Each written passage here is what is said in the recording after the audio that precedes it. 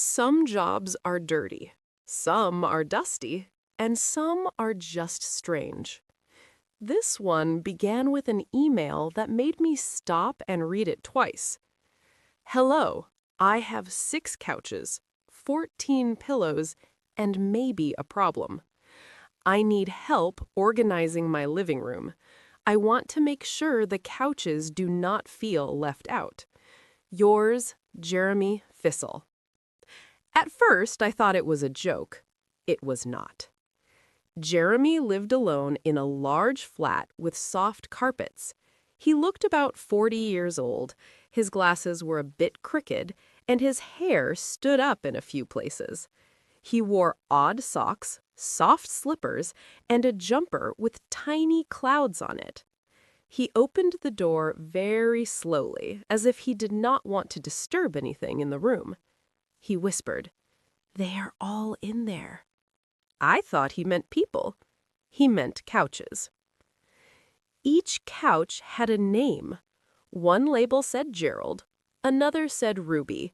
One was called the Big Quiet. Jeremy told me he named them himself because it helped him keep the room in balance. Their personalities are different, he explained, so I move them every week. You move your couches every week? I asked. Yes. Gerald was upset last week. He faced the window for too long. I nodded. Of course. Too much sunlight can be difficult for cushions. Jeremy asked me to clean the room and help move a few things. While I wiped the cupboard doors and picked up socks from under the chairs, he sat on the floor in front of Ruby and spoke softly to her. I know the last few weeks were hard, he said, but you are safe now.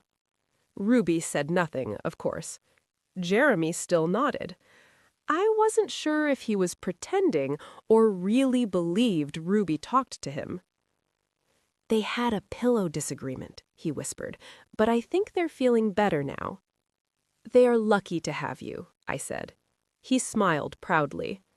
Then he brought out a basket with a label that said, "Do not disturb. Pillows are resting." These pillows stay in the middle of the room, he said. It is a calm place for them.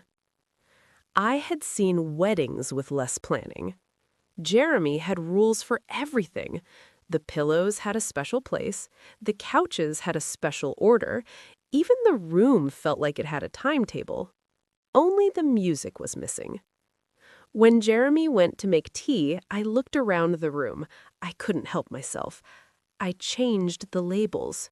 Gerald became Ruby. Ruby became the Big Quiet. The Big Quiet became Gerald. The room looked exactly the same, but the names now matched their new places. When I finished cleaning, Jeremy came back with tea and biscuits. The mug said, "Stay strong, furniture." Of course they did. In this flat, even the mugs tried to give emotional support. He looked around the room and tilted his head. I don't know what changed, he said, but it feels nicer. Maybe the air moved a little, I said. I tried not to smile. He had no idea I changed the labels. He nodded. Yes, Gerald feels lighter today. And Ruby? I asked. She is in the best place she's been in for weeks. Before I left, he gave me a green envelope with a handwritten note inside. You brought peace to my living room. I will not forget it. Please come back if the bookshelf starts making noise. I will send you a message at once. He also gave me a small pillow he had made himself. The label said, "For Mrs. Figg, the one who brings balance." I took it home and placed it proudly on my own couch. I decided to name my couch Gerald, just for fun. He doesn't talk, of course, but sometimes I think he listens.